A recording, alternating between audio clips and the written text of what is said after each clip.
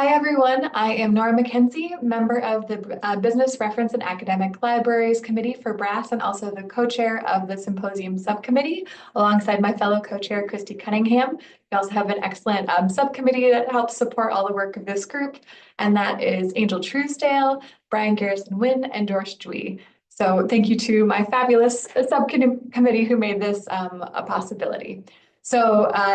Today, all of our sessions will be recorded. You are in day 2 of the Brass Spring Online Symposium. And if you registered, which you did because you are in the Zoom right now, you will be given the recordings of all the sessions after the fact. So if you haven't already, please go ahead and mute your audio and your video as we get started. And thank you again so much for spending time with Brass and our presenters today.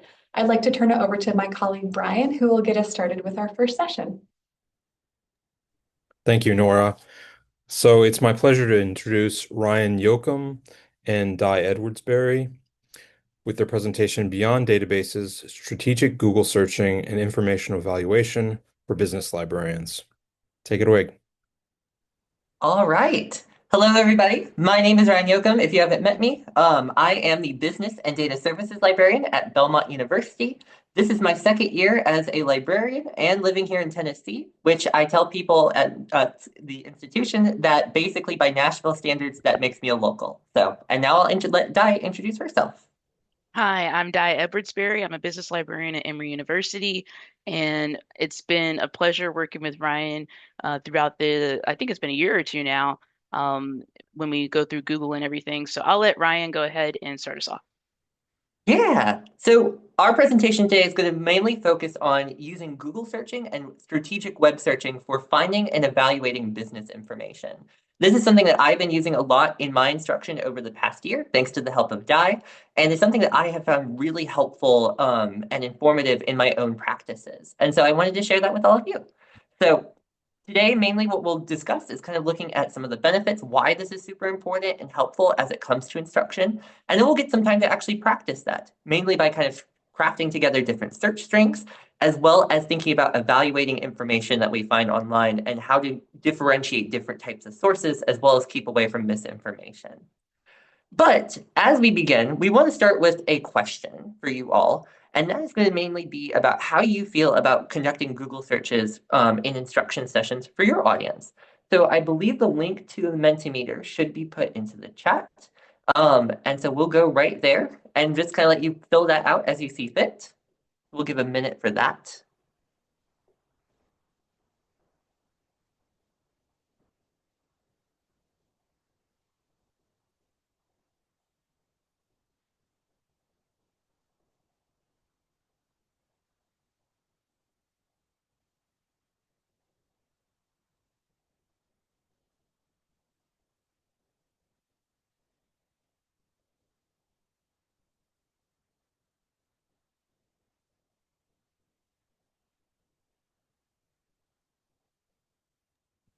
Ryan, we get Okay. a good amount of people who are confident and some people who are anxious as well. Mm-hmm. Yeah. So we got a good number. We've got a good number of people who are feeling confident, a few people intrigued, and then quite a few people who are anxious or don't use Google, little discombobulated too, which is perfectly fine as well. Um, that's actually kind of where I started about a year ago. I come from a background not in business per se, so I was already intimidated of how to search for information in my first year and do all of that. And so I was mostly sticking to databases at that time.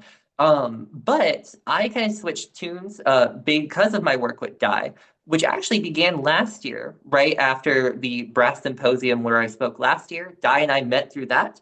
We began speaking about instruction strategies and doing all of that. And that actually influenced how I approached instruction throughout this past year. And I've seen a lot of major improvement through that. And it's been very influential and helpful in my own teaching. And I think there's a lot that you can see with that too. So something I just have noticed over the last 2 years of my instruction is that students are often even going to our databases directly through the web, basically. So even if I show them, for example, about how to access IBISWorld or Statista on the library webpage, they'll still find many of the students who will go to Google and type in IBISWorld or Statista. And so a lot of students are approaching some of the databases in that realm because that's just what they're used to and it's where they're most comfortable. And so I think that doing this kind of instruction really helps to meet students with where they're at and how they are approaching information, basically, when they're starting on projects. I often use it for instructors to tell them that this is supposed to be supplemental, and in many cases it is, but this is also a good way to meet students with where they're at. I also think we're really developing, in that same kind of vein, good information literacy skills that aren't just tied down to databases. A lot of times students after graduating won't have access to these same platforms. I always make a comment about that every once in a while in my own instruction sessions, but I really think that this gives us a prime opportunity to also develop some lifelong information literacy skills. And I've been able to use this to knock out some of the database demonstrations that I've traditionally been doing.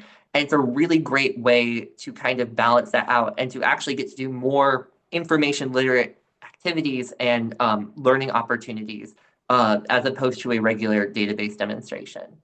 But the support here doesn't just come for students. I also think that support comes for us too, as business librarians. So a lot of you might be concerned about the enrollment cliff that's impending. I know that I have some concerns with that. And if that's not your concern, then I'm sure that your institution's been shaken up by just recent administrative changes and stuff going on in the broader world. And that can often lead to some budget cuts or some concerns about removing some databases and whether you can access that or not. And I think this is a really helpful way to be able to approach instruction in a way that's cost effective and also helps to develop the common information literacy skills, no matter what size institution or how many databases that you have with all of that. So with that being said, we're going to actually practice together doing a sample search in Google together, walking through the different kinds of steps and give you kind of a practical approach of what you can take back if this is something of interest to you to be able to use in your instruction sessions. So we're going to start today commonly working together with a common question. And we're just going to kind of simulate this based on a student, let's say, who comes to you with a question. So we're going to take this sample question in a way a student might phrase it. And that's going to be, does Nintendo have a competitive advantage in the video game industry? And so we're only going to use Google searches and web information to find the answer to this question, basically. So as you kind of see this question right here, and this will be on the next slide too, I want to go back to the Mentimeter, and I want you to take a moment and a minute to think about what kind of keywords would we want to put into Google if we were to search for this kinds of question. And I believe that should be written out as well in the question in Menti. So I'll give about a minute for you to think about some responses, and we'll go from there.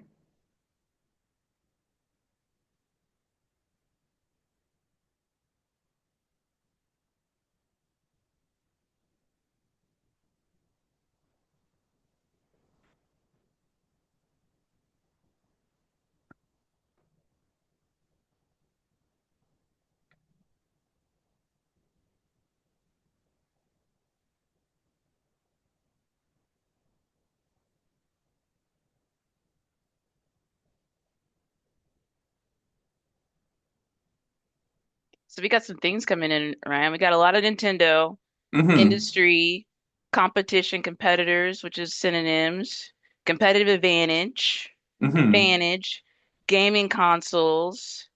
Oh, yeah, I could definitely resend the Mentimeter link down here.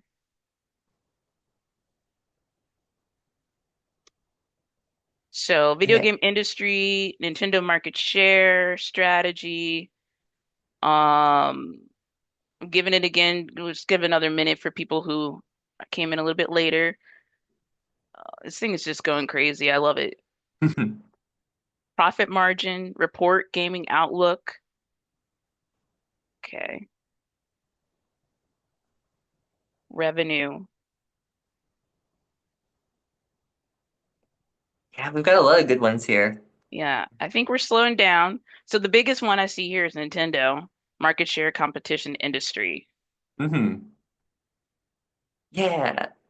And so, yeah, I think these are all really great keywords. And again, they're capturing the different components of the question. And this is ultimately what we're going to do. So we have or keywords, for example, like Nintendo. We have some that are focusing more on the industry side, some that focus on the market, and then some focusing on that question about competitive advantage. So as we kind of work this out, and as we kind of take some of these initial keywords together, what we can do here is basically kind of just string together a few words that are kind of similar together and build that into our search. So a couple of examples that we kind of came up with prior to this presentation is just kind of breaking it down by different categories and then kind of mixing and matching those different categories together.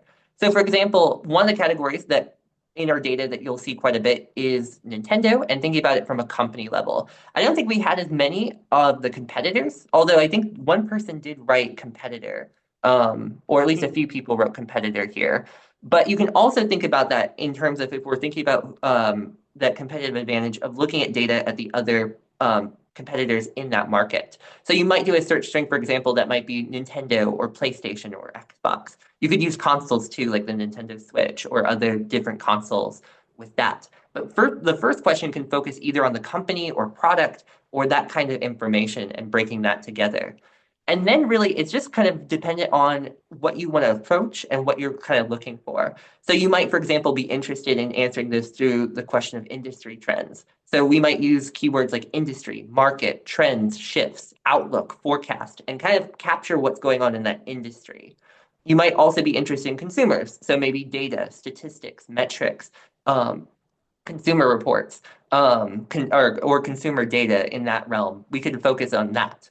We can also then break that down in that similar vein to the second part of the question, thinking about competitive advantage. You'll see as well that we were thinking as well about different ways of phrasing words. So you'll see in this example, we have USP right here, or unique selling proposition, which kind of captures both of those realms, basically.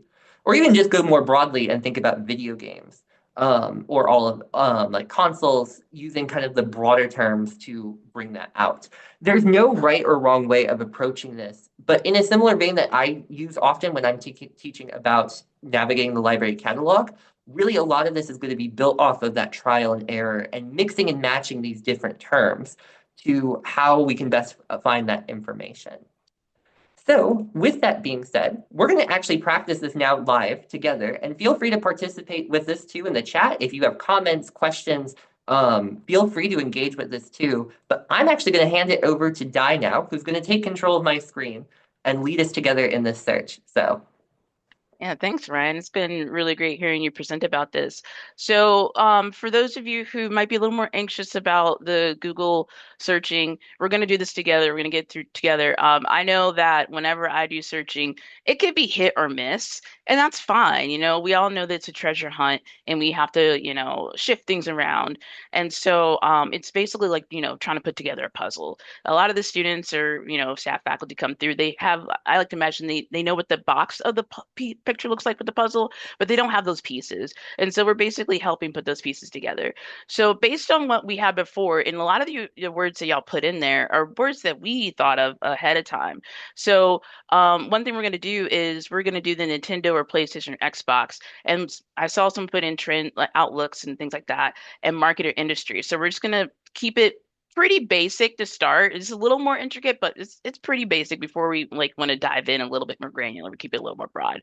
So with this search here, we always hit the AI overview, and then we already are pulling in some things that we trust, like Statista, game consoles, Global Newswire. We trust that. Grand View Research. So this is like a nice little snapshot. I don't know what GeekWire is. And I'm gonna actually go into it, and then Ryan's gonna walk us through to see like, is this actually a good database or not database, good publication to go through. So Ryan, what are you seeing here? yeah, so I think a lot of times you want to kind of contextualize what this publication is. And so there's a couple ways we can do that. First, something that I noticed, so if we scroll back down to the top, I often like to approach and see who is actually publishing this, and both from the author sense and from the publisher, basically.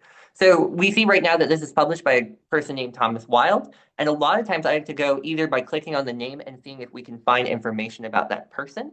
I also like to do separate searches to see what we can find as well about people. I often use this example too in classes, teaching students that as a librarian, you know that I have on the Belmont library page, you can see my credentials coming from University of Illinois for my master's degree, and you can trace back and see that I'm a librarian and not just some random weirdo that's coming to speak to their class. And so helping students think about who is actually publishing this information is very helpful. So we can go through and see who Thomas Wilde is, kind of figure out whether they are have kind of a reputable approach, if they're somebody who's knowledgeable about the gaming industry or has some kind of connection there, or if they're just some random person providing their thoughts and insights with no kind of connection there. And then also kind of figuring out the context as well of this organization.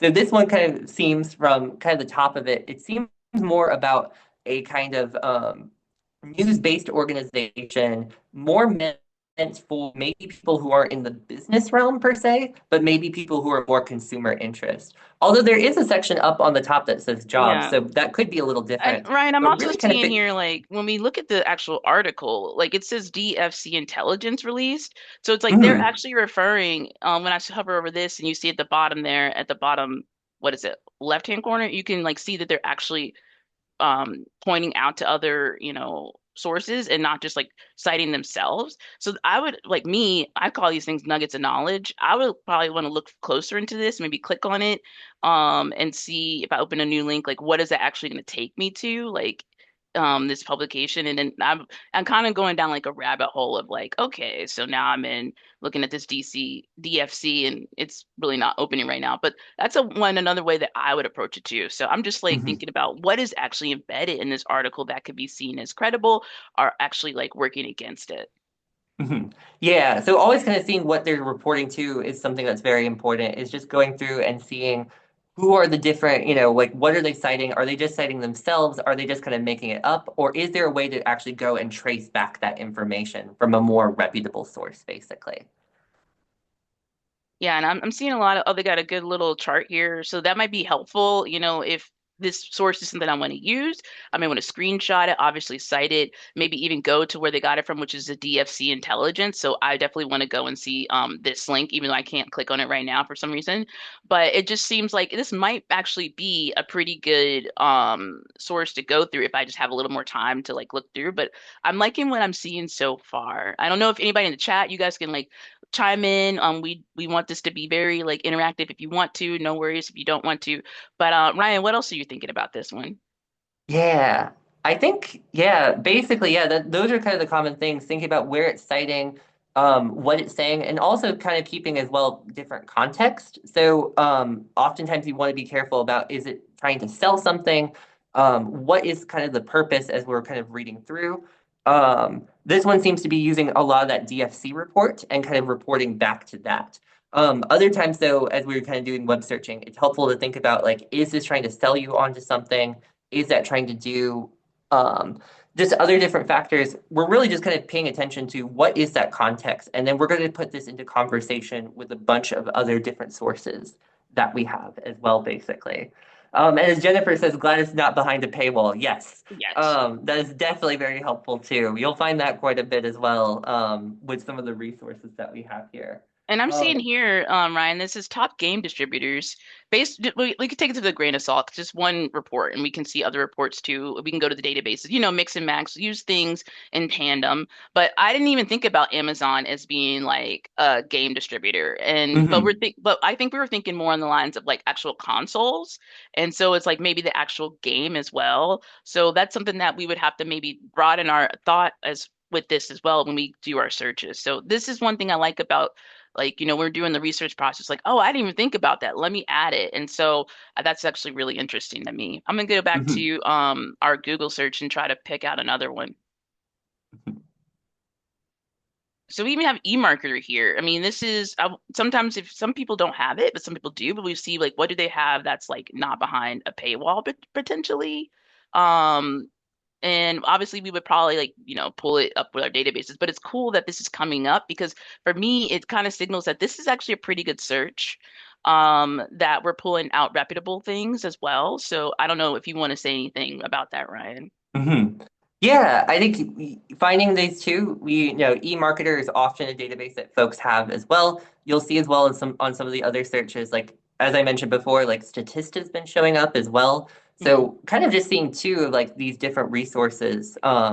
And it is actually a good opportunity to then kind of bring up like, hey, we actually have access to eMarketer or Statista, Mhm. if they do reach, because those are where those paywalls will really kind of begin to go. And Mhm. it's a good conversation to naturally then bring in the databases and be like, hey, actually, you can go to the library and access Statista through here, basically, Mhm. or IBIS World, or some of the other databases that appear in that realm, basically. And I also want to like pull up the images because images could be really great as well. I think that it's a way for us to see a little bit, get a snapshot, so especially if you don't have everything. It's just like a good place to like get a little bit of a footing, a little bit of a grounding as well. So Ryan, I don't know how you feel about images, but let me Mhm. tell us. We want to know. Yeah, I think it could be helpful too as a way to kind of see and, trace back to resources. So this one, I guess, goes to Grandview Research. And so if we click on the image, we can kind of go and then see that different report, like where is that kind of coming from? I often also like to use different site limitations. So I'll teach students, for example, to limit their search sometimes to like specific places. Like if they know, for example, like they want to use the Wall Street Journal, and that's something we have access to like their site license. I might do like either an in URL or site, or even just put into the search like Wall Street Journal, basically. Um, and that helps us to also kind of limit and control different searches. I often use those filters as well because, as you know, for business information, we probably don't want information about Nintendo from like 20 years ago. So using like date limitations, using that kind of stuff too, and resources that students don't inherently think about as they kind of approach that can be very helpful as well, basically. Yeah, and right now, as you're talking about the date limitation, I'm looking right now at the custom range. Most of this stuff is coming back in 2025, but some things will come back like, 2007, pre-pandemic. And that's good for historical context, but like most things you want, like you don't want anything older than 5 years. So you can do a custom range here. I always just do like the first year, like maybe I say 2022, and then just go, and then it will just pull everything back from 2022 on. As you see right now, it's only 2025, but it's really, really helpful. Also, sometimes I'll do a broad like sweep of all the publications I trust. So I might do Wall Street Journal here, like Ryan was saying before, or I might do WSJ or New York Times because I only want to pull back from these things that I know are great. So Bloomberg, I want that. I want Business Week. I want Forbes. And I want Fortune. So there's something like I might do that, like those specific ones. We can also, so we see here, now we're pulling back WSJ, Bloomberg. Um, we're still got my date range in here. This GeekWire still came through. Fortune Business Insights came in. Fortune. Okay, now I got Barron's in here. So some Hmm. of it might creep in, but generally I'm getting things that I know are going to be reputable. Um, and so I think, Brian, I think that might be good for this, unless you want me to show something else. Yeah, I think that covers a good portion of, yeah, kind of just some strategies that we like to do. And again, that ultimately just gets down to trial and error. Keep doing searches. One search won't just cut it. Usually, kind of, we want to practice with trial and error, going through different things. It's the same part of, any kind of library research that we would do, helping Hmm. students to just think through that. So yeah. Yeah, and also we have someone in the chat saying, "How do students react to the long Boolean strings?"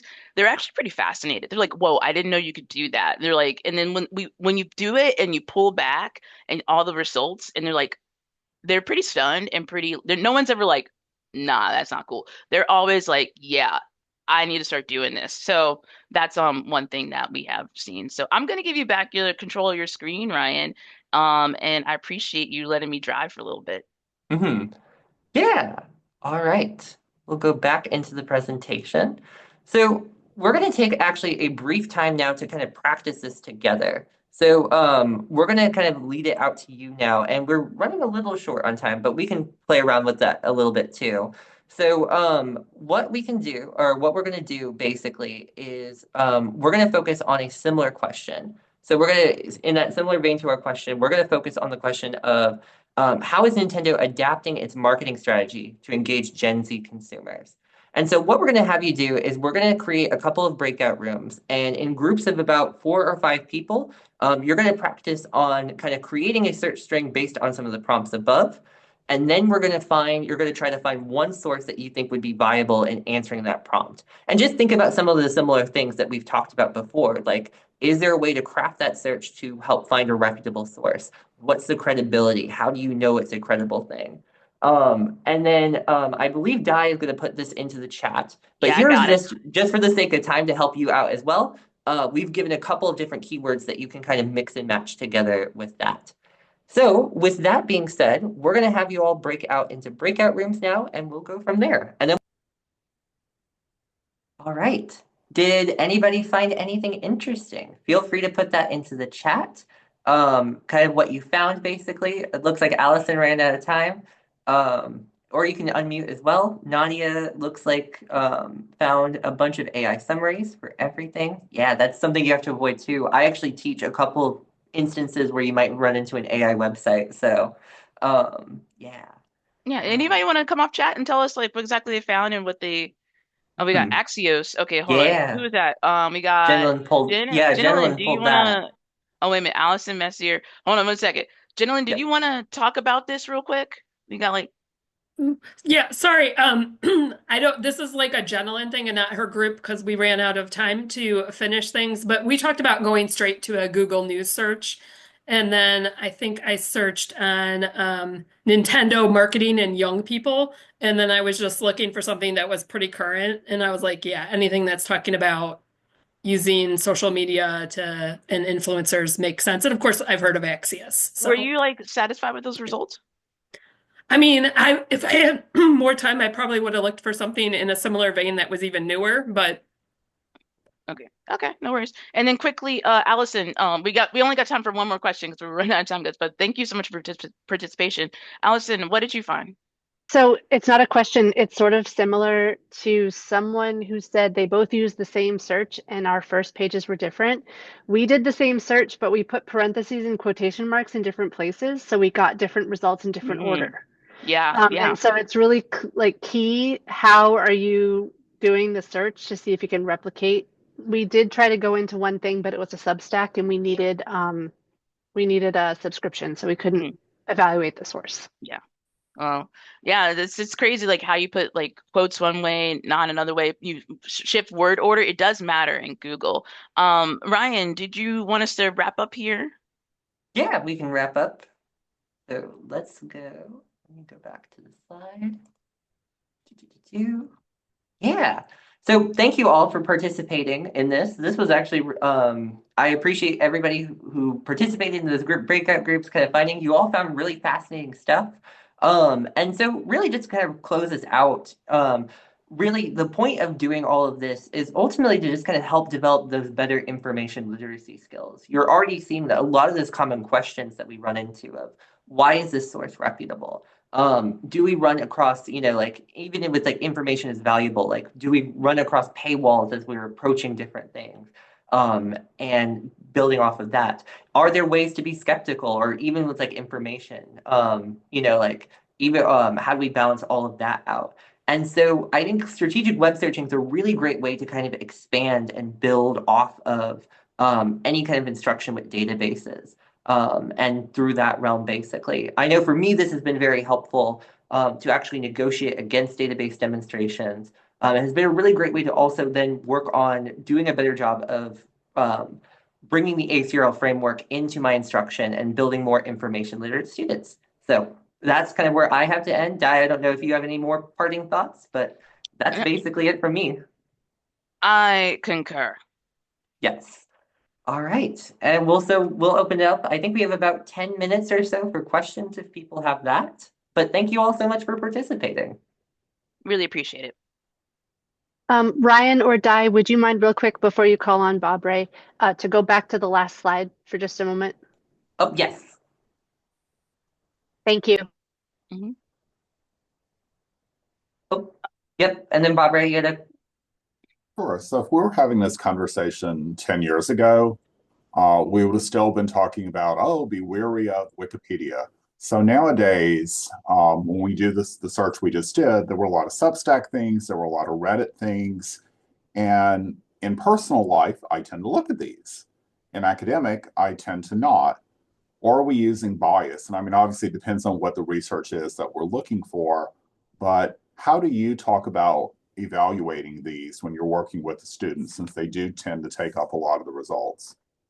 Yeah, I mean, I can go ahead and answer that. So I think it also depends on the type of question you're trying to answer. I think if there's a company that wants to know what is social media influence with this type of particular product, it's good to look at, the resources in what we saw on Google and looking at uh we would see like Statista in there, but we also would see the publications and the feedback. But it's also good to also look at the social media itself, and it might be good to look at Reddit as well. That's just depending on the context. I wouldn't completely be like, this is like what I think is like godsend like messaging. I'd be still wary of that, but I think it just like will depend on like who are you trying to target? What are they trying to do? Maybe this may be some good information to do surveys. I actually did survey information on the Gap presentation about, found the Gap, and it actually was really interesting getting that information from Reddit because so many people are on there and they actually use it. So I just think it just depends, but generally I steer clear of those unless it's like appropriate for the context of what I'm looking for. Does that answer your question?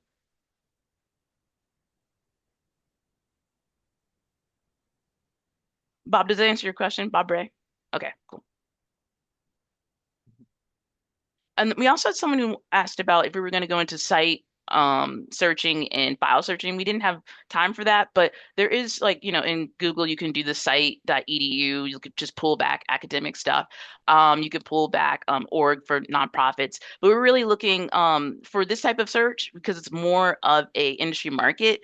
We were trying to do more broad and get the type of publications where you would see these results in for Nintendo. Not saying you can't, but you get a more academic information with that, and also that would go like more hand with Google Scholar, which is not bad, but I think more so for the type of like question, depending on the resources and the sources you're using is also important. So we didn't really go into that, but if you do the file like PDF, you could pull back some PDF things like that. So I hope that answers the question for um let's see.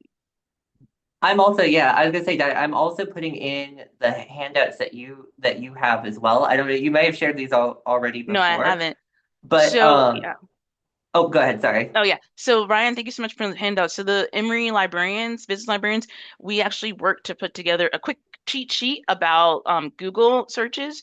And then Ryan, I don't know if you want to share that so people can see what that looks like Yeah. on your screen. And we also, my colleagues and I put together this big PowerPoint deck about a really good guide of how to search. So this is the quick cheat sheet that I mean most of y'all know, but you can give to your students. But this is the deck. So go back to the top, Ryan, with Oh, the yep. table of contents. So you'll be able to see the general tips, connectors and or domain, in URL, dates, data that goes really in depth. And then right now, my colleagues and I are working on putting together video tutorials about all these concepts that are broken down like in a LinkedIn learning type of format that are pretty short, 2 to 3 minutes. So yeah, we're really diving into this because a lot of people go into this this way, this method that Ryan said that people approach. Yeah, and as Di was saying, this was kind of just mainly built off of a kind of a general introduction for how to approach searching. But the resources that Emory has built have been really great. And you can build like I have kind of cheap knockoff versions as well that are like stuff that I've kind of built that are like one pagers to give out to students as handouts that walk through similar things and talk about like best practices when evaluating information built off of a similar kind of framework. So we can really approach it in a bunch of different ways. It just really depends on the context of your institution and how you want to go about that, basically. But yeah, there's a lot of different ways to approach that. So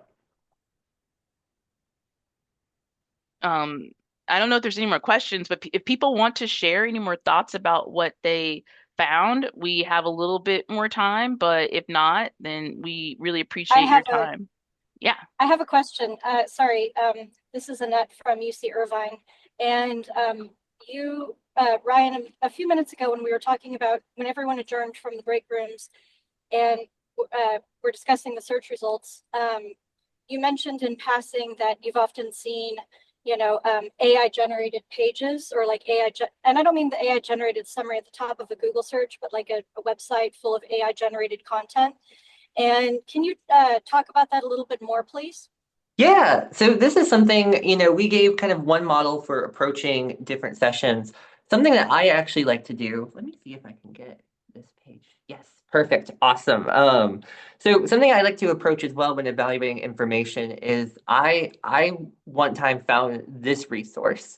So this is a place, it's called laterally.org. And if you use that kind of framework as well, you kind of realize there's a whole bunch of cracks here. And that uses that same framework. It's probably inherent as well with this AI generated nightmare fuel that's like right here, basically. But like if you go down, for example, and we use that same framework when I talked about the author. So you see this person, Nina Sheridan, but you can't find any information about Nina online, basically. There's no way if you look them up, there's no information. And you would think as somebody who writes as a, seasoned blogger or seasoned author, that you would want your content to be as out there and your information to be as out there as publicly as possible, but there's no information. Likewise, you click on like any of these different reports, and like right here you have like a bunch of data, all that kind of stuff. But you click on any of the resources and it just takes you to another site, also written by Nina Sheridan. And this helps to or at least in that same vein of evaluating information, I ask people think about who's writing this and why would they happen to know this information or how would they have access to any of the data. Click on the resources, go back and see, because all this does, you can go on a whole rabbit hole and it just takes you to report after report of this website. Or even if you go to the about and figure out about the organization, it's we believe that the worlds of business, technology, and lifestyle are more interconnected than ever, which is the most word salad description you could ever give. And you click on these links, they don't work. And so this is AI generated content. It's already here online. And so this provides a good opportunity of thinking about how do you talk about AI hallucination, not just sources on AI generated pages, but actual websites that are built off of AI generated content. And so not only teaching about searching, I think evaluating information is also helpful too, and really think about, even similar to Bob Ray's question, of what makes something actually reputable versus not, basically. And Ryan, if I may add, remember when we went back and we were testing all this stuff and we saw the website on Blue Ocean and the authors there, and they're very respectable. Everything was being referred to Blue Ocean, and we're like, okay, we know this is good, but they were also at the same time trying to sell more products. So there was that caveat there, even though we know okay, this is respected, everybody goes through this, but still they're still trying to sell a product. So that was just interesting and just made me think about that as well. Yeah. And we also want to contextualize, I think, sites too. I often teach, one example I use is company information and thinking about it's helpful to go to a company page because it will give you, if it's a public company, all this information.